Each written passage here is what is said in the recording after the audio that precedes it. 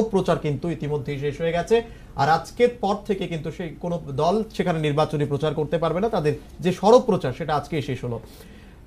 সারা দেশ জুড়ে কিন্তু একটা নির্বাচনের জন্য একটা প্রচার চলছে। এই যে নির্বাচন, এই নির্বাচন নিয়ে আমরা আজকে কথা বলবো রাজ্যের ইতিহাসের পাতায় নির্বাচনকে নিয়ে। রাজ্যের ইতিহাসের পাতায় কি ধরনের আগে নির্বাচন হতো, কিভাবে হতো, তখনকার নির্বাচনী পরিবেশ কি রকম ছিল, তখন কিভাবে নির্বাচন সংগঠিত হতো, এখন বর্তমানে দাঁড়িয়ে এখন কিভাবে নির্বাচনী পরিবেশের সঙ্গে তখনকার পরিবেশকে তুলনা করব। আমাদের সঙ্গে আজকে যিনি রয়েছেন তার সঙ্গে আগে পরিচয় সেরে নিচ্ছে। আমাদের সঙ্গে রয়েছেন রাজ্যের বিশিষ্ট শিক্ষাবিদ এবং একজন প্রফেসর ডক্টর মোহাম্মদ মোজাহিদ রহমান। আপনাকে আমাদের স্টুডিওতে স্বাগত জানাই। প্রথম প্রশ্নটাই মোহাম্মদ বাবু আপনার কাছে, মোজাহিদ বাবু আপনার কাছে রাখতে চাইবো যে নির্বাচন নিয়ে তো সব জায়গায় প্রচার চলছে, আমি শুধু রাজ্যের নির্বাচন নিয়ে আজকে কথা বলবো। রাজ্যের লোকসভা নির্বাচন, বিধানসভা নির্বাচন, এই যে নির্বাচন শব্দটা সেটা নিয়ে কথা বলবো। আমি জানতে চাইবো যে আগে আমি যদি ইতিহাসটা একটু জানতে চাই, নির্বাচনের ইতিহাসটা, রাজ্যের ইতিহাসটা একটু যদি খুলে ধরেন। আসলে ত্রিপুরা তো পূর্ণ রাজ্য হয়েছে 1972-এ 21শে জানুয়ারি। তো তার আগে যে ত্রিপুরার যে অবস্থানটা ছিল সেটা হচ্ছে যে টেরিটোরিয়াল কাউন্সিল, এবং সেখানেও প্রতিনিধিরা নির্বাচিত হতেন। আরেকটা বিষয় যেটা আমাদের জানা বা আমাদের যারা আমাকে শুনছেন, আমাদের এই যে ত্রিপুরা রাজ্য, এটা ছিল রাজন্য শাসিত রাজ্য। আচ্ছা। এবং সেখানে 1949 সনে 15ই অক্টোবর ত্রিপুরা যখন ভারতবর্ষের সঙ্গে যুক্ত হলো, স্বাভাবিকভাবেই প্রশ্ন এলো যে ভারতবর্ষ তখন একটা সভারেন রাষ্ট্র হয়ে গেছে, স্বাধীনতা লাভ করেছে, এবং সেখানে একটা পূর্ণ নির্বাচনের ব্যবস্থা হয়েছে। এখন ত্রিপুরা যেহেতু ভারতের সঙ্গে যুক্ত হয়েছে এবং ত্রিপুরা যেহেতু সেরকম মানে পূর্ণ রাজ্য নয়, কিন্তু টেরিটোরিয়াল কাউন্সিলের ব্যবস্থা ছিল, সেখানেও এক নির্বাচনের ব্যবস্থাটা ছিল। এবং আমরা দেখেছি যে 1952 সনে যখন প্রথম লোকসভা নির্বাচন হয়, তখনই প্রথম ত্রিপুরাতে মানুষ ভোটদান করে। তার আগে ভোটদানের কোনো সুযোগ ছিল না, এই কারণে যেহেতু ত্রিপুরা রাজাদের শাসন ছিল, এবং রাজন্য শাসনে নির্বাচন সাধারণত হয় না। আর নির্বাচন হলেও যেটা মানে ছোটোখাটো ব্যাপারে রাজারা তাদের নিজস্ব কিছু লোককে হয়তো আনতেন বিভিন্ন পদ্ধতিতে, সেটা মানে আজকের যে নির্বাচন সেই নির্বাচন অর্থে নয়। রাজারা তাদের সুবিধা মতো কিছু লোকজনকে নিয়ে আসতেন তাদের শাসন পরিচালনার জন্য। কিন্তু আজকে যেটা সার্বজনীন যে নির্বাচন, সার্বজনীনভাবে যে মানুষ ভোট দিচ্ছেন, সেটার সূচনা কিন্তু 1952 সনে যখন ভারতবর্ষে প্রথম লোকসভা নির্বাচন শুরু হয়। এবং সেখানে ত্রিপুরাতে যে আসনগুলো ছিল আমাদের, যে সেইভাবে আমরা বিধানসভা বলবো না, ওই ধরনের একটা কাউন্সিল যেটা গঠিত হয়েছিল, সেই কাউন্সিলে মানুষকে নির্বাচন করার জন্য একটা উদ্যোগ তখন ছিল। হ্যাঁ, তারপরে আমরা 1963 সাল পর্যন্ত আমরা দেখেছি এরকম নির্বাচন হয়েছে। তারপরে যখন পুনরাজ্য হলো 1972 সালে, হ্যাঁ, তখন তো আমাদের পূর্ণ হয়ে গেল, আমাদের পূর্ণ রাজ্য হয়ে গেল, এবং সেখানে 60টা সিটের বিধানসভা হয়ে গেল। তখন থেকে আমরা দেখেছি যে আমাদের ত্রিপুরায় যে নির্বাচন, সেই নির্বাচনে মানুষ মানে পূর্ণভাবে অংশগ্রহণ করছেন। এবং এমনই একটা অবস্থা আমরা এও দেখেছি যে নির্বাচন অনেক সময় দেখা যায় একটা ভয়ের ব্যাপারও থাকে, কিন্তু আমার জীবনে আমি যেটা দেখেছি, এমন একটা পরিস্থিতি দাঁড়িয়েছিল যে নির্বাচন মনে হচ্ছিল যেন সবার একটা আনন্দের বিষয়। সবাই আনন্দ উৎসব করে নির্বাচনে অংশগ্রহণ করবে, তার মনের স্বাধীনতা নিয়ে সে নির্বাচনে অংশগ্রহণ করবেন, এবং তিনি তার পছন্দের যিনি ক্যান্ডিডেট, পছন্দের যিনি প্রতিনিধি, তাকে ভোট দেবেন। এই যে ব্যাপারটা, সেটাও আমি দেখেছি। আবার মাঝে মাঝে এটাও দেখেছি যে একটা ভয়ের পরিবেশ তৈরি হয়েছে, সবাই সেইভাবে ভোট দিতে পারছেন না, এরকম পরিস্থিতিও আমরা দেখেছি। তো মোটামুটিভাবে ত্রিপুরার যে নির্বাচনের যে ব্যাপারটা যদি আমরা বলি, তো সেখানে আমি যদি সাম আপ করতে চাই, সেটা আমি বলবো যে 1949-এর আগে পর্যন্ত ত্রিপুরাতে ভোটদানের কোনো পদ্ধতি ছিল বলে আমার জানা নেই। তারপরে যেটা হয়েছে, সেখানে আমাদের ত্রিপুরার টেরিটোরিয়াল কাউন্সিলে আমাদের মানে প্রতিনিধিদের ভোটদানের ব্যবস্থা হয়েছিল। আর 1952-তে যে লোকসভা নির্বাচন, সেখানে আমাদের 2টো সিট ছিল, সেই সিটে নির্বাচন হয়েছে। এটা ইতিহাস থেকে আমরা জানতে পারি আর কি। সেই আমরা এটা ইতিহাস দেখলাম নির্বাচনের। আমরা যদি এবার নির্বাচন বলতে আমরা কিন্তু একটা মানে ছাত্র জীবনের রাজনীতি যদি বলি, ছাত্র জীবনের রাজনীতিতেও কিন্তু একটা নির্বাচন ওতপ্রোতভাবে জড়িত, যে একজন লিডারকে আমি যদি সামনে আনতে হয় সেখানে নির্বাচন মাস্ট। সেই জায়গাতে দাঁড়িয়ে আমি যদি ছাত্র জীবনের রাজনীতি বা ছাত্র জীবনের সেই নির্বাচনীটাকে যদি আমি একটু তুলে ধরি, তাহলে দেখা যায় সেখানে আবার স্কুল জীবন, কলেজ জীবন, ইউনিভার্সিটি, সেটা চলে যায় তিনটি ভাগে। আমি যদি একটু স্কুল জীবনটা আগে শুনতে চাইবো, স্কুল জীবনের রাজনীতি বা স্কুল জীবনের নির্বাচনটা শুনতে চাই। হ্যাঁ, আমরা যখন স্কুলে পড়ি, আমি বক্সনগর হাই স্কুলে পড়াশোনা করেছি, তখন 1970-এর দশক। আমরাও সেখানে আমাদের হেডমাস্টার মহাশয়কে সাহায্য করার জন্যে, তখন এটাকে মন্ত্রিসভা বলা হতো, হ্যাঁ মন্ত্রিসভা বলা হতো, এবং সেখানে ছেলেমেয়েরা স্বতঃস্ফূর্তভাবে তাদের প্রতিনিধি অনেক সময় ভোট দিয়ে নির্বাচিত, ভোটের মাধ্যমে হতো, আবার অনেক সময় একটা সমঝোতার মাধ্যমে হয়ে যেত। আমরা যখন স্কুলে পড়ি, কিন্তু তার পরবর্তী সময়ে যখন আমরা কলেজে এসেছি, তখন দেখলাম যে না, সেরকম সমঝোতার ব্যাপার নয়, মূলত 2টা বা 3টা ভাগে ভাগ হয়ে যাচ্ছে ছেলেমেয়েরা, এবং মূলত তাদের পেছনে একটা পলিটিক্যাল ইডিওলজিও কাজ করেছে। এক একটা পলিটিক্যাল পার্টির এক একটা ছাত্রদের ব্যানার তৈরি হয়েছে, সেটা আমরা 70-এর দশক থেকে আমরা দেখেছি।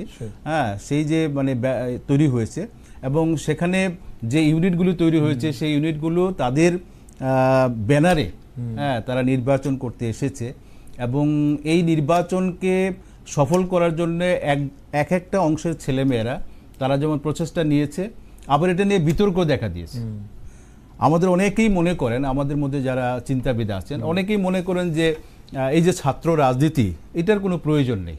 এতে করে কি হয়, ছাত্রছাত্রীদের মধ্যে একটা মানে কি বলবো, একটা যে ঝামেলার সৃষ্টি হয়, অনেক সময় তাদের মধ্যে একটা প্রতিযোগিতা দেখা যায়, এবং অনেক সময় দেখা যায় যে এই প্রতিযোগিতা ব্যক্তিগত শত্রুতায় পরিণত হয়ে যায়, এবং অনেক সময় বিশৃঙ্খলাও দেখা দেয়। আমরা আমাদের ত্রিপুরাতেও আমরা দেখেছি যে বিভিন্ন ছাত্র সংগঠনের মধ্যে যেমন ভালোভাবে আমরা দেখেছি, অনেক সময় খুব সুন্দরভাবে বিভিন্ন ছাত্র সংগঠন যেমন নির্বাচনে অংশগ্রহণ করেছে, আবার এরকম আমরা দেখেছি যে না, সদ্ভাবটা নেই। 2টা বা 3টা উইংয়ের মধ্যে মানে ব্যাপক ধরনের মানে সংঘর্ষের মানে পরিবেশও তৈরি হয়েছে, সেখানে পুলিশকেও যেতে হয়েছে। হ্যাঁ, এই যে ব্যাপারটা হয়েছে, তাতে করে একদল চিন্তাবিদ মনে করেন যে এতে করে ছাত্র সমাজের মধ্যে একটা অসুস্থ প্রতিযোগিতা তৈরি হচ্ছে, আবার একদল চিন্তাবিদ মনে করেন যে যদি ছেলেমেয়েরা স্কুল জীবন থেকে বা কলেজ জীবন থেকে এগুলো না শেখে, তাহলে সে ভবিষ্যতে তার পরবর্তী যে জীবনটা, যেখানে গিয়ে সে সমাজের দায়িত্ব নেবে, তাহলে হঠাৎ করে সে কি করে দায়িত্বটা নেবে। তো এই প্রেক্ষাপটে আমরা আমাদের ত্রিপুরাতে আমরা দেখেছি মূলত যে বেশিরভাগ সময়ে কলেজগুলোতে এবং স্কুলগুলোতে নির্বাচন হয়েছে, বেশিরভাগ সময় দেখেছি, কিন্তু মাঝে মাঝে দেখেছি যে নির্বাচন হচ্ছে না।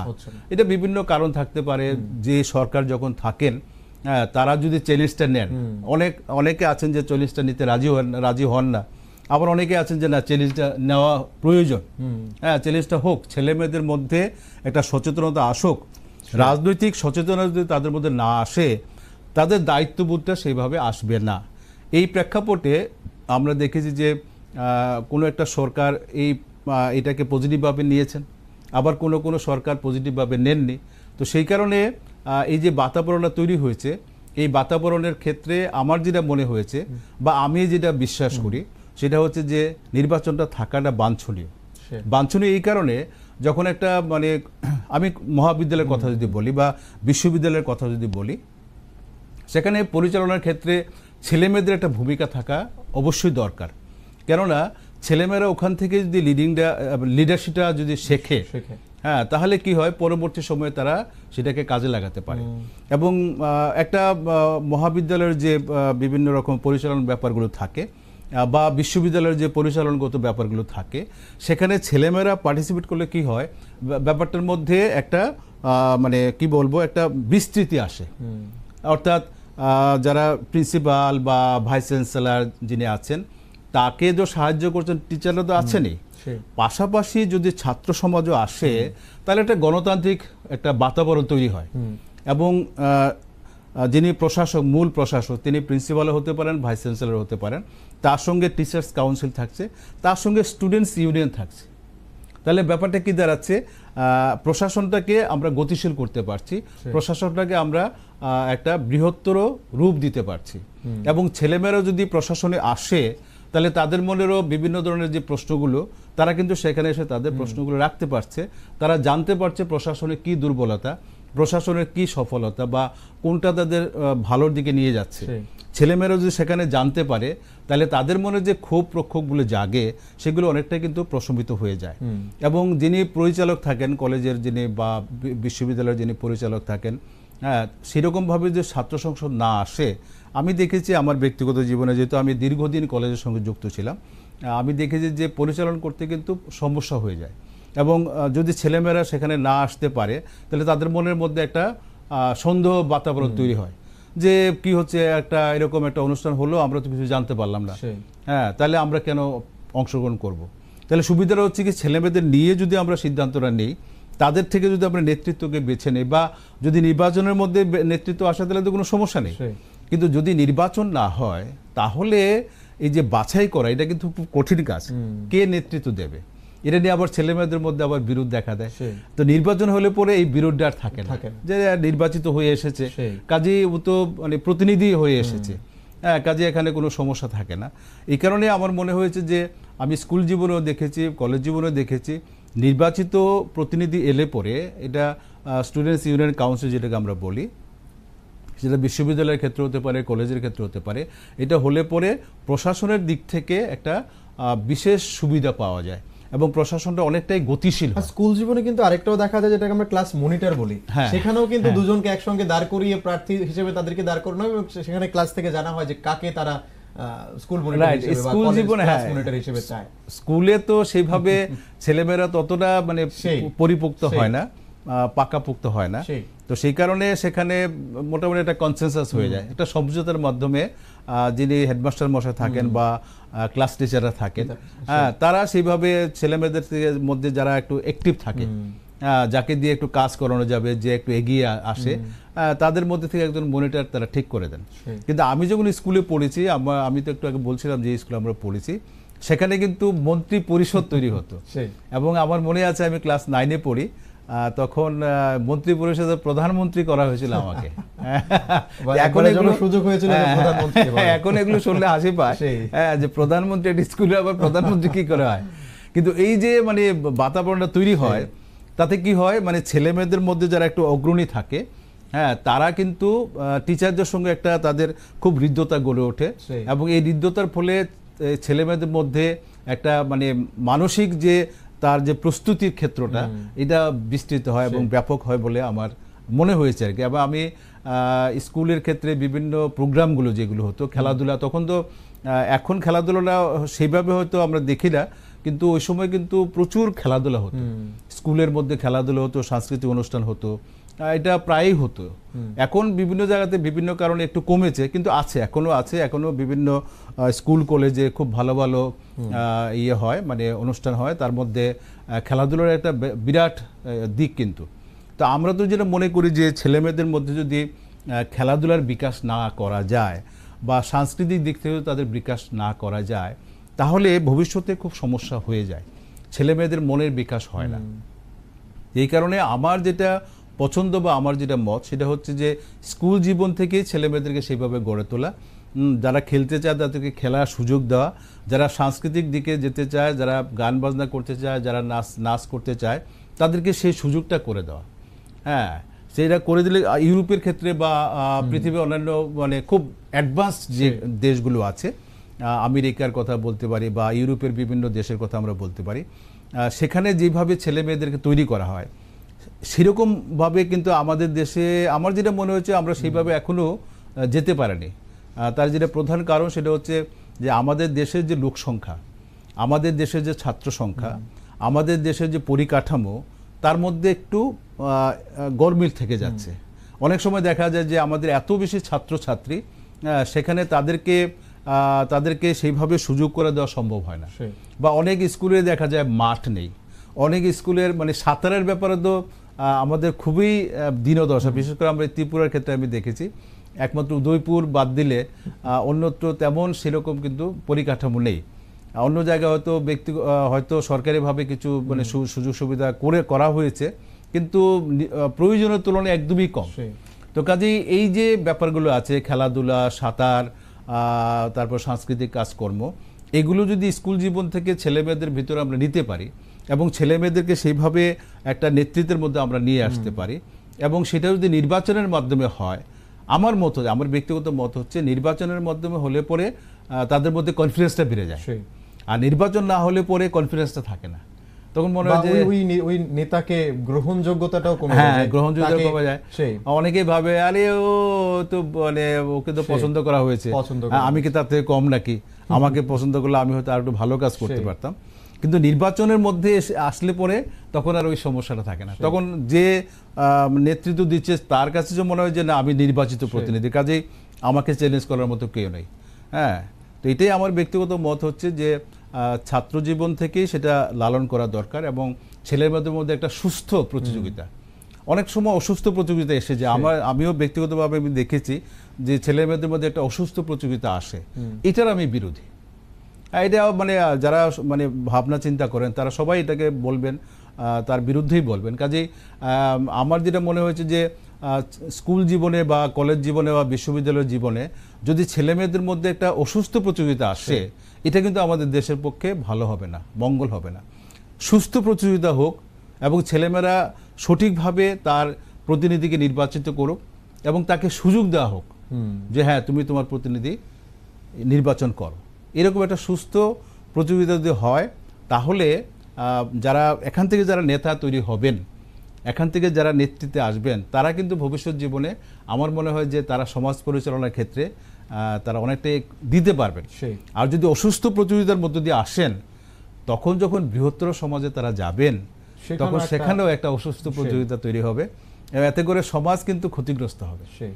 অল্প লাভ হবে, অল্প লাভ কিরকম, যেন আমি অসুস্থ প্রতিযোগিতার মধ্যে দিয়ে এসেছি, আমি নেতা, এই যে ব্যাপারটা, এটা হলে কি হয়, এটা হলে মানে আমার সমাজ ক্ষতিগ্রস্ত হয়ে যায়। হ্যাঁ, তো আমরা তো নিশ্চয়ই সমাজের ক্ষতি চাইবো না। সুস্থ চিন্তা ভাবনা যারা করেন তারা কিন্তু কেউ সমাজের ক্ষতি চাইবেন না, তারা চাইবেন যে না সমাজটা সুস্থভাবে এগিয়ে যাক। আর সমাজ যদি সুস্থভাবে এগিয়ে যায় তাহলে রাষ্ট্র শক্তিশালী হবে, আর রাষ্ট্র শক্তিশালী হলে পরে কি হয়, তার সমস্ত পরিকাঠামোগুলো উন্নত হবে। কাজেই রাষ্ট্র কাদের নিয়ে, রাষ্ট্র তো মানুষকে নিয়ে, এবং সেখানে সৎ মানুষ যদি আমি গড়ে তুলতে না পারি, সৎ মনোবৃত্তি যদি ছেলে মেয়েদের মধ্যে আমরা গড়ে তুলতে না পারি, হ্যাঁ, তাহলে আমার রাষ্ট্র কিন্তু যত বড়ই হোক বা যত মানুষই তার মধ্যে থাকুক, হ্যাঁ, সেই রাষ্ট্র কিন্তু এগোতে পারবে না। আমরা দেখেছি আমাদের মানে পারিপার্শ্বিক যে অবস্থাগুলো, আমার রাষ্ট্রের পাশে যে রাষ্ট্রগুলো আছে, হ্যাঁ, সেখানে আমরা আমাদের একদমই কাছে বাংলাদেশকে আমরা পাচ্ছি, আমরা পাকিস্তানকে আমরা পাচ্ছি, এদিকে আমরা চীনকে পাচ্ছি। যদিও চীনের ব্যবস্থাপনার একটা অন্যরকম ব্যবস্থাপনা, কিন্তু আমরা সেখানেও আমরা দেখেছি যে ছেলে মেয়েদের মধ্যে, আমি শুনেছি, আমি তো চীনে যাইনি, যারা আমাদের গিয়েছিলেন, আমাদের টিচারদের মধ্যে অনেকে গিয়েছেন, আমার শিক্ষকদের মধ্যে অনেকে গেছেন, বা বিভিন্ন লেখাযোগে আমরা যা দেখেছি, সেখানে ছেলেমেয়েরা নাকি মানে সাংঘাতিকভাবে মানে নিজেকে তৈরি করার জন্য তারা চেষ্টা করে। হ্যাঁ, নিজেকে তৈরি করো, নিজেকে তৈরি করা যায়। আমি যদি মানে বলিষ্ঠভাবে নিজেকে তৈরি করে যায় তাহলে তো আমি রাষ্ট্রে একটা সম্পদ হলাম। হ্যাঁ, ওই চিন্তাটা তা আমার দেশেও যদি সেরকম যে হ্যাঁ আমি একদম মানে স্বাচ্ছা হিসাবে, একজন স্বাচ্ছা মানুষ হিসেবে গড়ে উঠেছি, কাজে আমি স্বাচ্ছা জিনিসটি আমার রাষ্ট্রকে দেব, আমার সমাজকে দেব, এই চিন্তা ভাবনা যদি আসে তাহলে আমাদের মধ্যে অসুস্থ মানসিকতাটা কমে যাবে, যাতে একেবারে শেষ দিকে একজন রাষ্ট্রের কাজে আমি আসতে পারি। সেটাই রাইট। আমি আরেকটা প্রশ্ন যাবো, আমি স্কুল জীবন থেকে বেরিয়ে আমরা কিন্তু কলেজ জীবনে পারাই, এবার এই কলেজ জীবনে নির্বাচন বা রাজনীতি সেটা কতটা প্রাসঙ্গিক? না, সেটা তো আমি একটু আগে যেটা বলছিলাম যে স্কুল তো সেইভাবে প্রস্তুতির ক্ষেত্র নয় বলে আমি মনে হয়, কারণ স্কুলের ছেলেমেয়েরা সেইভাবে তৈরি হয়নি এখনো পর্যন্ত, বা তাদের তো মূলত তাদের যে বয়সটা, সেই বয়সও সেইভাবে চিন্তা ভাবনা করার সুযোগও তারা থাকে না। তবু ক্লাস 9, 10, 11, 12 এর ছেলেমেয়েরা এখন মোটামুটি অনেকটাই এগিয়েছে। তবু ওই বয়সে সেইভাবে তাদের মধ্যে বাস্তবিক চিন্তাধারা আনাটা একটু কঠিন, কিন্তু যখন তারা মানে কলেজ জীবনে যায় তখন কি হয়, তারা একটা বৃহত্তর জগতে ঢুকে যায়, এবং সেই বৃহত্তর জগৎটাতে যখন তারা যায় তার থেকে আরেকটা বৃহত্তর জগৎ হচ্ছে বিশ্ববিদ্যালয়, ইউনিভার্সিটি। তো ওই ক্ষেত্রগুলোতে আমি তো দীর্ঘদিন কলেজ শিক্ষার সঙ্গে যুক্ত ছিলাম, তো আমি দেখেছি যে সেখানে বেশিরভাগ ক্ষেত্রে নির্বাচন হয়েছে, যদিও এটা নিয়ে অনেক বিতর্ক হয়েছে, অনেকেই বলেছেন নির্বাচনের দরকার নেই, ছাত্রদের মধ্যে রাজনীতি এসে যায়, বিভিন্ন রাজনৈতিক পার্টিগুলো সেখানে মানে হয়ে যায়, ইনভলভ হয়ে যায়, হ্যাঁ, অনেক সময় এটা নিয়ে মানে ব্যাপক অসন্তোষ তৈরি হয়। হ্যাঁ, তো এগুলো হলে পরও আমরা যেটা আমি অনুভব করেছি যে সেখান থেকে ছেলে মেয়েদের মধ্যে একটা মানসিকতা তৈরি হয়, তাদের মধ্যে একটা সচেতনতা আসে। রাষ্ট্র পরিচালনার ক্ষেত্রে আমাদের যেমন পার্লামেন্ট আছে, তো সেখানে পার্লামেন্টের যারা সদস্যরা যাচ্ছেন বিভিন্ন জায়গা থেকে, সেই পার্লামেন্টেরিয়ান যারা হচ্ছেন তারা তো আর হঠাৎ করে গিয়ে পার্লামেন্টের হয়ে যাওয়া সম্ভব না। কাজে এখান থেকে যদি তার একটা ট্রেনিং হয়ে আসে তাহলে কি হবে, তাহলে তিনি যদি পার্লামেন্টেরিয়ান নাও হন, হ্যাঁ, বিধানসভার সদস্য যদি নাও হন বা সদস্য যদি নাও হন, তবু সমাজকে দেওয়ার ক্ষেত্রে, সমাজকে পজিটিভভাবে নেওয়ার ক্ষেত্রে, হ্যাঁ, তা এই যে কলেজ জীবনের যে পরিস্থিতিটা তৈরি হয়, যদি অসুস্থ মানসিকতা তৈরি না হয়, আমি বারবারই বলছি যে অসুস্থ মানসিকতা তৈরি হয় কখন, যখন রাজনৈতিক দলগুলো সরাসরিভাবে সেখানে অংশগ্রহণ করেন। হ্যাঁ, তো এইটাও অনেক সময় দেখেছি যে মানে রাজনৈতিক দলগুলো বাধ্য হয়ে সেখানে যায়, কারণ তারা ভাবে যে তাদেরও একটা ক্ষেত্র তৈরি হয়ে যাক ওই লেভেলে, ওখান থেকে যদি ছাত্ররা উঠে আসে। হ্যাঁ, এখন বিভিন্ন রাজনৈতিক দল তাদের একটা নিজস্ব সংগঠন থাকে, তারা ভাবেন যে আমার যদি ছেলেমেয়েরা যদি আমার সংগঠনে আসে তাহলে আমার ভবিষ্যতে লাভ। কাজে এই যে মানে রাজনৈতিক দলগুলো যেভাবে তারা আগে উঠে পড়ে লেগে যায়, হ্যাঁ, এইটা হলে কি হয়, তখনই ছেলে মেয়েদের মধ্যে একটা অসুস্থ মানসিকতা তৈরি হয়ে যায়। তো এখানে এটা তো এইভাবে আর রোখা যাবে না। এখন রাজনৈতিক দলগুলো যদি সেরকম ভাবে ভাবেন যে না, এই মানসিকতা আমরা ছেলে মেয়েদেরকে কলেজ জীবনে যদি আমরা না দিই, তারা উঠে আসুক না, তারা নিজেদের মধ্যে নিজেরা প্রতিযোগিতা করে উঠে আসুক। হ্যাঁ, আমরা যদি সেখানে নাক না গলাই তাহলে ছেলেমেয়েরা সেলফ সাফিসিয়েন্ট হবে। এখন আমি একজন রাজনৈতিক নেতা, আমি একজনকে বা আমার দলকে আমি এখানে পরিচালনা করলাম, ছেলেমেয়েদেরকে আমার প্রতি আকৃষ্ট করার জন্য চেষ্টা করলাম, তাহলে ছেলেমেয়েরা একমুখী হয়ে গেল। এই একমুখিতা হলে কি হয়, একমুখীনতায় তাকে একটা সংকীর্ণ দৃষ্টিভঙ্গি দিয়ে দেয়। আমার কথা হচ্ছে যে ছেলেমেয়ের একটা বৃহত্তর দৃষ্টিভঙ্গি নিয়ে একটা বড় মানসিকতা নিয়ে আসুক, তারপরে সে যাক, তারপরে গিয়ে যখন সে সত্যি সত্যি ম্যাচিউর হয়ে যাবে তখন সে যাক না, সে গিয়ে তার রাজনৈতিক পার্টি, তার যেটা পছন্দের রাজনৈতিক পার্টি সে করুক। যেহেতু আমাদের ভারতবর্ষ হচ্ছে বৃহত্তর গণতান্ত্রিক রাষ্ট্র, হ্যাঁ, এবং সেখানে যত মত তত পথ। কাজেই সে যখন মানে কলেজ জীবন বা বিশ্ববিদ্যালয় জীবন থেকে বেরিয়ে আসবে, এসে যখন সমাজে প্রতিষ্ঠিত হবে, তখন সে যাক, গিয়ে তার মতো করে সে রাজনীতি করুক। হ্যাঁ, এটি হচ্ছে আমার মত।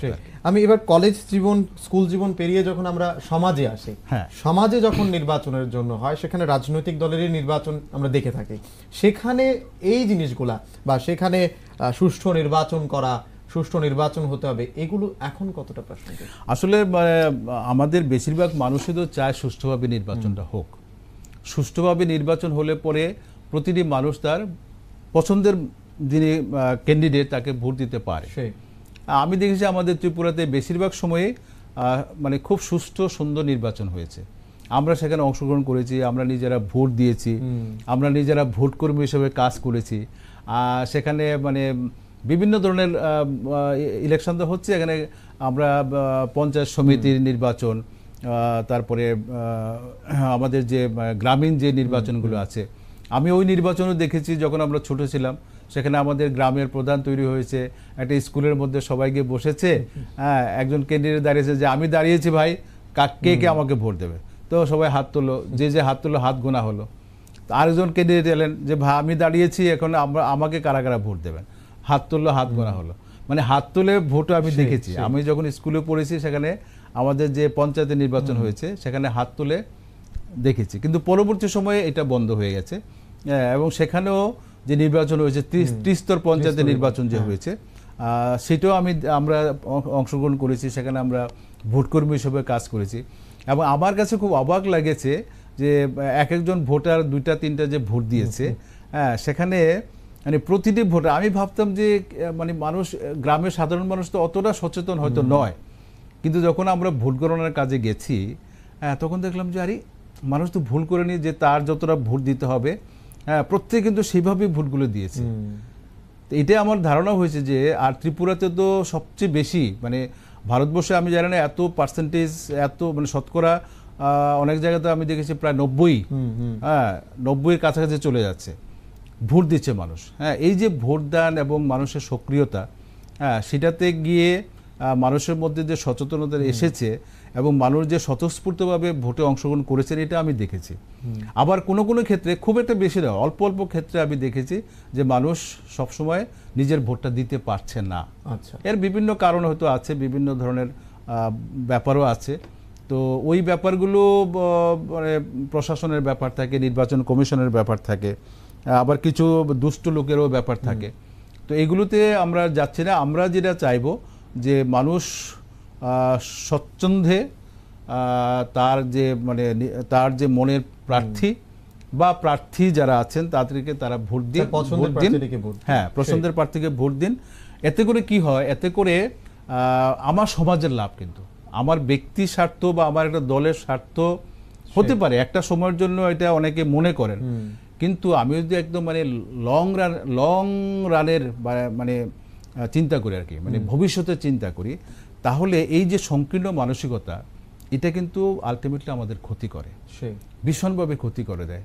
কারণটা কি, সংকীর্ণ মানসিকতা মানুষকে এমন একটা জায়গাতে নিয়ে যায় যে সেইখানে সে আইনটাকে মানে পরিচালিত হতে বাধা দেয়।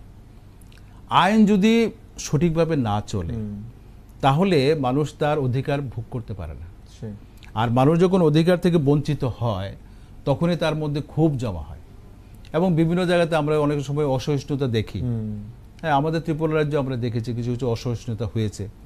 হ্যাঁ এই যে অসহিষ্ণুতাগুলো আসে, কখন আসে, যখন একজন মানুষ তার যে মনের যে ব্যাপারটা আছে বা তার যে অধিকারটা আছে সে যদি সেটাকে প্রয়োগ করতে না পারে তখনই তার মধ্যে বিভিন্ন ধরনের প্রশ্ন দেখা দেয় যে আমি তো আমার অধিকারটা প্রয়োগ করতে পারলাম না, তাহলে কার জন্য পারলাম না, অমুকের জন্য তো আমি পারলাম না বা অমুকদের জন্য আমি পারলাম না।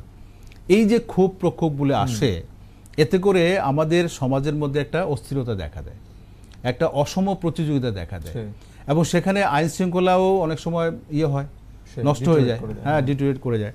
তো আইন শৃঙ্খলা নষ্ট হলে পরে মানুষ যদি স্বতঃস্ফূর্তভাবে চলতে না পারে তাহলে তো সমাজ এগোবে না, আর সমাজ না এগুলে পরে আমরা কম্পিট করবো কি করে সারা পৃথিবীর সঙ্গে। এখন পৃথিবী যেভাবে এগিয়ে যাচ্ছে, বিভিন্ন রাষ্ট্র যেভাবে এগিয়ে যাচ্ছে, হ্যাঁ তাদের সঙ্গে আমরা কম্পিট করবো কি করে। আর অসুস্থ মানসিকতা নিয়ে কিন্তু বিশ্ব দরবারে করা যাবে না, মানে স্থান পাওয়া যাবে না। কাজেই মানুষকে এমনভাবে গড়ে তুলতে হবে, যেটা মানে একটা উদাহরণ আমি দিচ্ছি, যে আমরা যখন স্বাধীনতার আন্দোলন করি তখন ব্রিটিশদের সম্পর্কে দুইটা মত ছিল। একটা মত হচ্ছে ব্রিটিশরা খুবই খারাপ এবং তারা একটা সাম্রাজ্যবাদী দেশ, তারা ভারতবর্ষকে শোষণ এবং শাসন করতে এসেছে। আবার আরেকটা মত বলতো যে না, ব্রিটিশরা শোষণ এবং শাসন করলেও তারা যে নৈতিকতার যে ইতিহাসটা আমাদের দিয়ে যাচ্ছে বা নৈতিকতার যে ব্যাপারগুলো, আইনের যে ব্যাপারগুলো তারা আমাদের দিচ্ছে, হ্যাঁ যে শিক্ষাটা তারা আমাদের দিয়ে গেছে, এটা কিন্তু আমাদের অনেকটাই এগিয়ে নিয়েছে। যদি ব্রিটিশরা না আসতো তাহলে অনেক কিছুই আমরা পেতাম না। হ্যাঁ যেমন ওয়েস্টার্ন এডুকেশন বা ডেমোক্রেটিক যে সমস্ত চিন্তা ভাবনাগুলো আছে, হ্যাঁ এগুলো কিন্তু আমরা তাদের সঙ্গে যুক্ত হয়ে পেয়েছি। এবং ব্রিটিশরা তাদের যে আইন ব্যবস্থাপনাগুলো ছিল বা আইনি সংস্থাগুলো ছিল সেগুলোকে তারা কিন্তু প্রয়োগ করার চেষ্টা করেছে। হ্যাঁ অনেক ক্ষেত্রে আমাদের ভারতীয়রা ক্ষতিগ্রস্ত হয়েছে, বিভিন্নভাবে তারা নিষ্পেষিত হয়েছে, নিপীড়িত হয়েছে। হ্যাঁ তারপরও তারা যে সমস্ত জিনিসগুলো আমাদের দিয়ে গেছেন, যেমন সেকুলার এডুকেশন, হ্যাঁ এই সেকুলার এডুকেশন কিন্তু আমাদের ছিল না।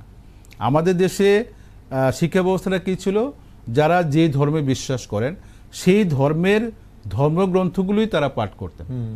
হ্যাঁ তো ধর্মগ্রন্থ থেকে তো পাঠ করে কি জানা যায়, সেখানে তো মূলত বিশ্বাস, ধর্ম কিন্তু বিশ্বাস, বিশ্বাসের বাইরে গেলে তো অনেক কিছু খুঁজে যাবে না, খুঁজে পাওয়া যাবে না।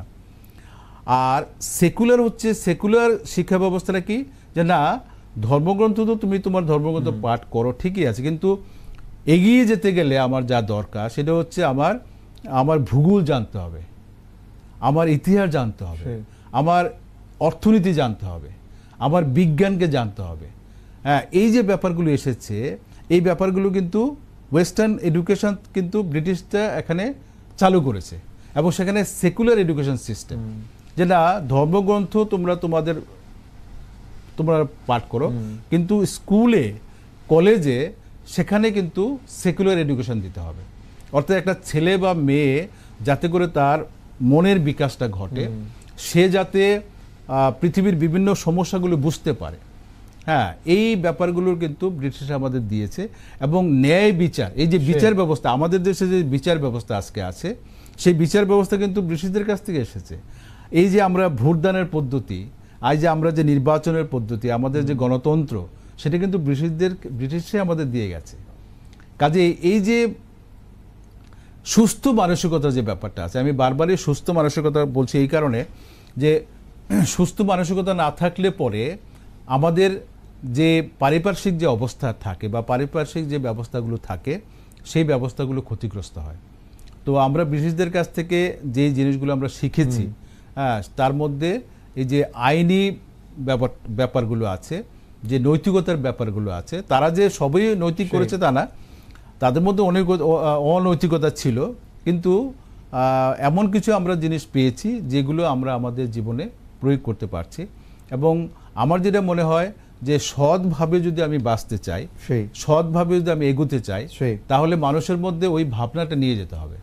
হ্যাঁ, এই ভাবনাটা না নিলে পরে কিন্তু আমরা এগোতে পারবো না। সে একেবারে শেষ দিকে আছে, তা ছোট্ট করে শুনতে চাইবো যে, যদিও আমি এই প্রশ্নটা আগেও করেছি, কিন্তু একটু স্পেসিফিক্যালি এই জায়গাটাই শুনতে চাইবো যে আপনার ছাত্র জীবনের দেখা আমাদের এই বিভিন্ন দলগুলোর রাজনীতি, তখনকার লোকসভা নির্বাচন, বিধানসভা নির্বাচন, সেই নির্বাচনকে এখন যখন আপনি আছেন, এখনই দাঁড়িয়ে কিভাবে তুলনা করবেন, বা তখনকার সঙ্গে এখনকার কি পরিবর্তন যদি বা ফারাকটা যদি একটু তুলে ধরেন। আসলে কয়েকটা পর্যায়ে আমি দেখেছি আমার ছাত্র জীবনে। আমি দেখেছি যে মানে মূলত একটা দলেই ত্রিপুরাতে প্রাধান্য ছিল, এবং সেখানে যখন নির্বাচন আসতো, নির্বাচনের আগে পরে তো আমরা জানতামই না কি হচ্ছে। যখন নির্বাচন আসতো দেখলাম দলে দলে মানুষ ওই স্লোগান দিচ্ছে, স্লোগান দিয়ে দিয়ে যাচ্ছে, এবং মোটামুটিভাবে একচেটিয়াভাবেই একটা দল একচেটিয়াভাবেই সেখানে কাজ করে যেত। তো মাঝে মাঝে বিরোধিতা আমরা দেখেছি, বিভিন্ন সংগঠন থেকে এসেছে, কিন্তু রাষ্ট্র এটাকে ভালোভাবে দেখতো না। আমি যখন স্কুলে পড়ি, আমাদের দুজন টিচারকে অনেক সময় দেখতাম পুলিশ খুব ফলো করে। তখন আমরা বুঝতাম না যে ব্যাপারগুলো স্কুল জীবনে, আর তখন আমার গ্রামের স্কুল, তো সেখানে আমরা বুঝতে পারতাম যে এই দুজন স্যারের পেছনে কেন পুলিশ লেগেছে। তো অনেকে বলতো যে তারা সরকার বিরোধী। তো তখন তো সরকার বিরোধী ব্যাপারটা বুঝতাম না যে সরকার বিরোধী ব্যাপার কি, কারণ গ্রামের ছেলেদের পক্ষে এটা বোঝাও সম্ভব ছিল না। আবার অনেকে বলতো যে তারা বোধহয় মানে কমিউনিস্ট, তারা বোধহয় কমিউনিস্ট। তা আমরা সেটাও বুঝতাম না যে কমিউনিস্টটা কি, কারণ স্কুলে তো সেইটা আমরা বোঝার কোনো সুবিধা ছিল না। তো যখন আমরা মানে স্কুলের গণ্ডি পেরিয়ে কলেজে এসেছি, হ্যাঁ, তখনও আমি দেখেছি যে মোটামুটি একটা দলই ত্রিপুরার মধ্যে ছিল, যে দলটা মানে পুরোপুরিভাবে মানুষের উপরে একটা তাদের প্রাধান্য ছিল। তারপরে আস্তে আস্তে দেখেছি একটা বামপন্থা বলে একটা নতুন পন্থা ত্রিপুরাতে এসেছে, এবং 1978 খ্রিস্টাব্দে একটা ব্যাপক পরিবর্তন ত্রিপুরা হয়েছে। এবং তারপর থেকে মোটামুটিভাবে রাজনীতির একটা মানে সার্বিক স্তরে মানুষের মধ্যে গেছে। এর আগে কিন্তু সবার মধ্যে রাজনীতিটা সেভাবে যায়নি, সচেতনতা সেভাবে যায়নি। যারা সমাজের মধ্যে পরিচালনা থাকতেন, যারা তখন সর্দার বলা হতো, মানে গ্রামের সর্দাররা যেদিকে যেতেন সেদিকেই মানুষ যেত, তার বিরুদ্ধে কিন্তু কেউ যেত না। কিন্তু 1978-এর পরে যে পরিবর্তনটা হলো, তখন ওই সিস্টেমটা ভেঙে গেছে। তখন দেখা গেল যে একদম সাধারণ মানুষ যে জমিতে কাজ করছে, বাড়িতে ঝিয়ের কাজ করছে, তার মধ্যেও রাজনৈতিক সচেতনতা এসে যাচ্ছে। কাজেই ওই সর্দারের কথায় কিন্তু শেয়ার চলছে না, হ্যাঁ, ওইটা ভেঙে গিয়েছিল, এবং সেখানে একটা সার্বজনীন চিন্তাধারা এসেছিল। এবং তারপরে দেখলাম যে না, নির্বাচনটা একদমই মানে সার্বজনীনভাবে হচ্ছে, এবং সবাই তার ভোট দিচ্ছে, তার খুশি মতো ভোট দিচ্ছে। হ্যাঁ, সেখানে যে মানে প্রচারগুলো হয়েছে, বিভিন্ন ধরনের প্রচার হয়েছে, পক্ষে বিপক্ষে প্রচার হয়েছে, কিন্তু ওই ধরনের মানে ব্যাপক মানে সংঘর্ষ খুব একটা আমরা দেখিনি। কিন্তু এখন আস্তে আস্তে দিন দিন যেটা হচ্ছে আমরা দেখছি, সেখানে মানুষের মধ্যে মানে কট্টর পন্থা, যেটা আমার মতটাই হচ্ছে শেষ কথা, এর বাইরে গেলে পরেই আমি তোমাকে মানে মানছি না, বা তোমায় কিন্তু এখানে থাকতে পারবে না, ওই ধরনের একটা মনোবৃত্তি আস্তে আস্তে ডেভেলপ করছে। তো এইটা আমার মনে হয় যে ঠিক হচ্ছে না, কারণ মানুষকে মানুষের অধিকার, তার চিন্তা ভাবনা যাতে বিকাশ ঘটে সেরকম পরিস্থিতি করে দেওয়াটাই বাঞ্ছনীয়। একটা রাষ্ট্রের বা নির্বাচন কমিশন যারা আমাদের পরিচালনা করেন, হ্যাঁ, আমার মনে হয় তাদের এটা দেখা দরকার যে প্রতিটি মানুষ যাতে তার স্বাধীনভাবে তার মত প্রয়োগ করতে পারে, এবং এটা না হলে পরে মানুষের মধ্যে যদি খুব প্রক্ষোভ জমে তাহলে কি হয়, তাহলে বিচ্ছিন্নতাবাদের সমাজের একটা বিভেদ সৃষ্টি, একটা বিচ্ছিন্নতাবাদী মনোভাব চলে আসে। অনেক সময় সেটাই কি হয়, আমাদের সমাজের একটা ব্যাপক ক্ষতি করে দেয়। হ্যাঁ, যেটা আমরা দেখেছি যে অনেক মানুষেরই মৃত্যুর কারণ হয়ে দাঁড়ায়, অনেক সংঘর্ষ হয়ে যায়।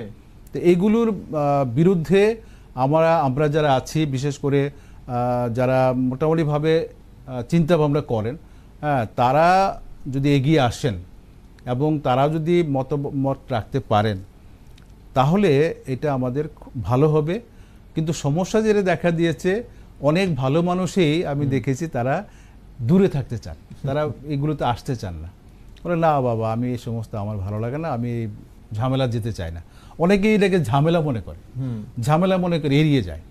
হ্যাঁ, কিন্তু যদি সৎ মানুষ যারা আছে, যারা ভালো মানুষ, তারা যদি এটাকে ঝামেলা মনে করে এড়িয়ে যান তাহলে তো কে চালাবে দেশ, কে চালাবে রাষ্ট্র? হ্যাঁ, সেখানে তাদেরকে এগিয়ে আসতে হবে, সৎ মানুষদের এগিয়ে আসতে হবে। একেবারেই আমরা আজকে আলোচনায় যে বিষয়টা তুলে ধরার চেষ্টা করেছি যে নির্বাচনী ইতিহাস কি ছিল, তখনকার কিভাবে নির্বাচন হতো, তখনকার কি পরিবেশ ছিল, সেখানকার প্রচার কিভাবে করতো বিভিন্ন রাজনৈতিক দল, সেই একই সঙ্গে আমরা কথা বলেছি স্কুল জীবনের রাজনীতি নিয়ে, স্কুল জীবনের নির্বাচন নিয়ে, একজন ক্লাস মনিটর কিভাবে দেশের নেতা হয়ে যায় সেখানে আমরা একটু দেখার আলোকপাত করার চেষ্টা করেছি, এবং যিনি অতিথি ছিলেন তিনি আমাদেরকে আলোকপাত করিয়েছেন সে বিষয়টিতে। আমরা অবশ্যই এই বিষয়টি খেয়াল রাখবো যে আমরা কিন্তু প্রত্যেকে আমাদের পছন্দের মানুষটিকেই ভোট দেব, সেখানে কারোর জোর করে দেওয়া বা সেখানে বাধা সৃষ্টি করা সেটা কিন্তু একেবারেই কাম্য নয় আমাদের মতো গণতান্ত্রিক রাষ্ট্রে। একেবারেই আজকে আমাদের তর্কযুক্তি গপ্প আমরা একেবারেই শেষ পর্যায়ে চলে এসেছি। আজকের মতো তর্কযুক্তি গপ্প এখানেই শেষ করতে হচ্ছে। সঙ্গে থাকবেন, শুভরাত্রি।